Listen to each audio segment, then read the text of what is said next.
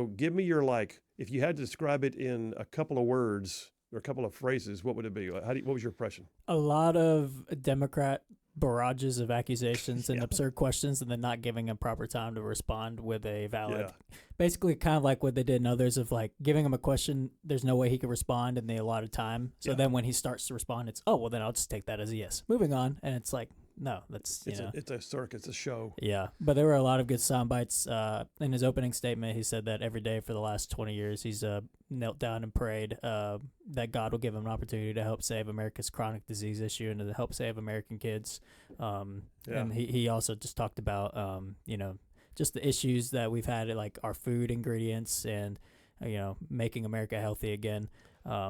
Did he come across sincere to you? Yes, very, very sincere. I mean, RFK has always come across as sincere to me. Like, I don't agree with about 70% of his policies, I would say, or maybe even more. But this one, I think he's spot on. And like I said, I think he's very genuine. He's an open book, like Hexeth, a very open book, and doesn't deny anything.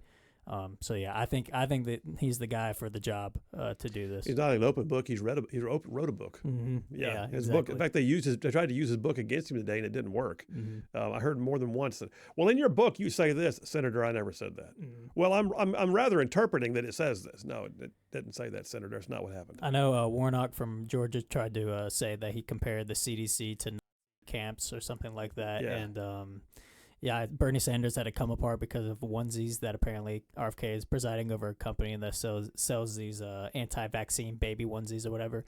And goes, will you commit to taking this down? And RFK's like, I have no idea what you're talking about. You know? But yeah, him and Elizabeth Warren had a good back and forth too, where she subtly tried to make him commit to not suing big pharma companies.